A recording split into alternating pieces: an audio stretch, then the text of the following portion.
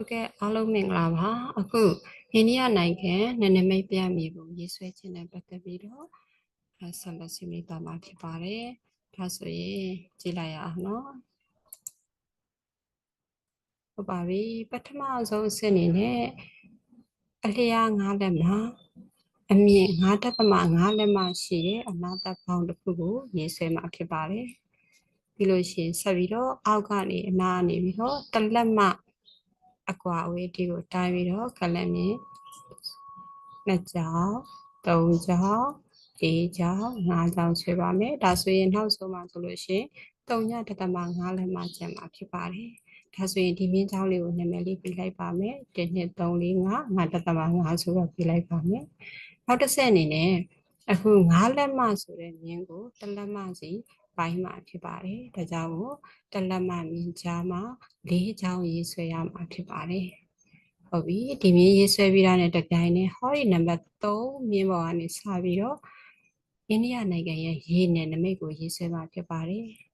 အိန္ဒိယနိုင်ငံရဲ့ရေနယ်နိမိတ်ဖြစ်တဲ့အတွက်ကြောင့်မို့အပြာရောင်လေးတွေနဲ့ဆောက်ဆွဲမှာဖြစ်ပါတယ်ဒါဆိုအာရေဗျပင်လယ်ရဲ့နယ်နိမိတ်ဖြစ်ပါတယ်ဒီဘက်ကတော့ဘင်္ဂလားပင်လယ်အော်ရဲ့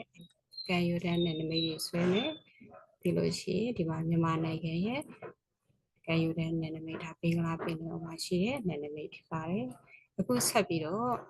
ကုန်းနယ်နိမိတ်ကိုဆွဲမှာဒါကြောင့်ကုန်းနယ်နိမိတ်ဆိုတဲ့အတွက်ကြောင့်မို့သေတို့သိတဲ့အတိုင်းပဲကုန်းနယ်နိမိတ်ကိုအနီရောင်လေးနဲ့ရေးဆွဲမှာဖြစ်ပါတယ်ဒါဆိုရင်အနီရောင်နယ်နိမိတ်ကိုရေးဆွဲတော့မယ်ဆိုလို့ရှိရင်ကုန်းနယ်နိမိတ်ဖြစ်တော့ဘယ်နိုင်ငံနဲ့ထိစပ်နေတာလဲကြည့်ကြအောင်ပထမကျတော့ပါကစ္စတန်နိုင်ငံနဲ့နယ်နိမိတ်ချင်းထိစပ်နေတဲ့နယ်နိမိတ်ဖြစ်ပါတယ်ဒုတိယကတော့အာဖဂန်နစ္စတန်နဲ့ထိစပ်နေတဲ့နယ်နိမိတ်ဆက်ပြီးဒါတော့တရုတ်နိုင်ငံနဲ့ထိစပ်နေတဲ့နယ်နိမိတ်ဒီမှာနီပေါနိုင်ငံနဲ့ထိစပ်တဲ့နယ်နိမိတ်ဘူတန်နိုင်ငံနဲ့ထိစပ်တဲ့နယ်နိမိတ်ဒါတော့မြန်မာနိုင်ငံနဲ့ထိစပ်တဲ့တရုတ်ပြည်သူ့သမ္မတနိုင်ငံနဲ့ထိစပ်တဲ့နယ်နိမိတ်ဒါတော့ဘင်္ဂလားဒေ့ရှ်နိုင်ငံရဲ့နယ်နိမိတ်ဖြစ်တယ်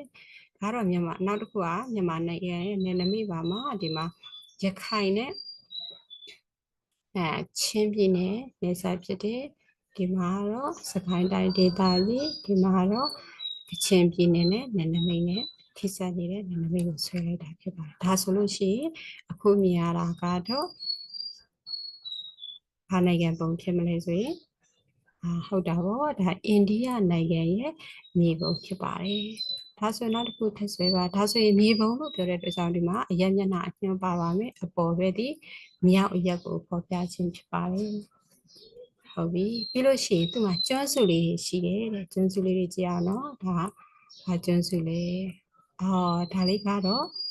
Lashwik ကျွန်းစုလို့ခေါ်ပါတယ်ဒါကျွန်းဒါကတော့တီရိလင်္ကာနိုင်ငံ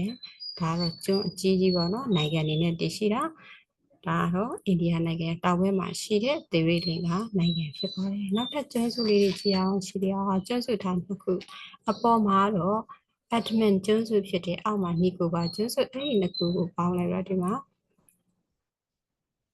ဒါကအာရေဗျပင်လယ်ဖြစ်ပါတယ်အာရေဗျပင်လယ်ဆိုဒီဘက်မှာပါလေဘင်္ဂလားပင်လယ်အော်ဟုတ်ပါပြီဒါက Lashwik ကျွန်းစုဟုတ်ပြီအက်ဒမန်ကျွန်းစုအောက်ဘက်ကကျတော့နီကိုဘာကျွန်းစုဖြစ်ပါတယ်ဆက်ပြီးထည့်ပါမယ်နိုင်ငံတွေကိုထည့်မယ်ဒါပါကစ္စတန်နိုင်ငံဒီပေါ်မှာအာဖဂန်နစ္စတန်ရှိတယ်နီပေါရှိတယ်ဘူတန်ရှိတယ်ဒါကတရုတ်ပြည်သူ့သမ္မတနိုင်ငံဖြစ်တယ်ဒီမှာမြန်မာနိုင်ငံအရှေ့ဘက်မှာဒါဘင်္ဂလားဒေ့ရှ်နိုင်ငံဖြစ်ပါတယ်